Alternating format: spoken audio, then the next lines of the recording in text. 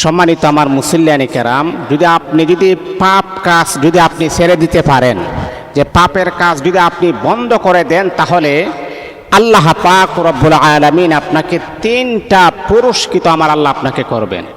যদি আপনি পাপের কাজ একইবারে যদি আপনি ছেড়ে দিতে পারেন। দেখুন, পাপ মানুষকে জাহান্নামের দিকে টেনে নেয়। পাপ কখনো মানুষকে সুখ দিতে পারে না। এই যে পাপের কাজ যে আপনি করেন, পাপ করতে করতে করতে করতে এক পর্যায়ে কিন্তু সেই পাপটা কিন্তু আপনাকে এমনভাবে দুনিয়াতে আপনাকে ধূলিসাৎ করে দিবেন। মানুষ যখন পাপ করে, পাপটা যখন বাড়ি হয়ে যায়, পাপটা যখন প্রশস্ত হয়ে যায়, বিস্তার লাভ যখন করে ফেলে, তখন এই পাপটাই কিন্তু তাকে একইবারে মানুষের জনসম্মুখে তাকে লাঞ্ছিত, অপমানিত, অবহেলিত করে ফেলে।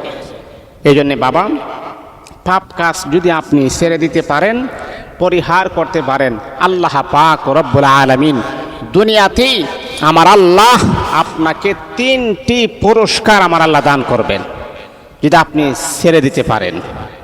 তাহলে আজকে আমরা জানবো যে পাপ কাজ যদি আমি ছেড়ে দিই, তাহলে আমাকে যে 3টা পুরস্কার দিবেন, সেই পুরস্কারগুলা কি, এগুলা জানা দরকার আছে না? সেই পুরস্কারগুলা কি? 1 নাম্বার, দিলের কান লাগায় কথাগুলা শুনেন। সেই পুরস্কারটা কি হতে পারে? যদি আপনি পাপের কাজ বন্ধ করে দেন, নেকের কাজ আপনি শুরু করে দেন, আর পাপ যদি না করেন, 1 নাম্বার যে পুরস্কার সেটা হচ্ছে সম্পদ ছাড়াই তাকে স্বাবলম্বী করবেন।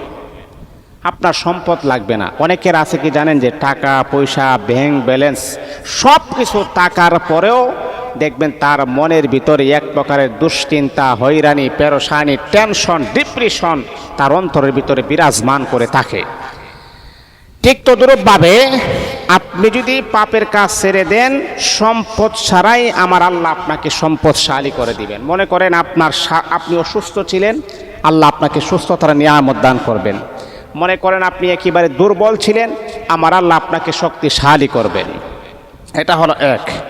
2 নাম্বার হচ্ছে, যদি আপনি পাপের কাজ ছেড়ে দেন, বাহিনী ছাড়া তাকে সাহায্য করবেন।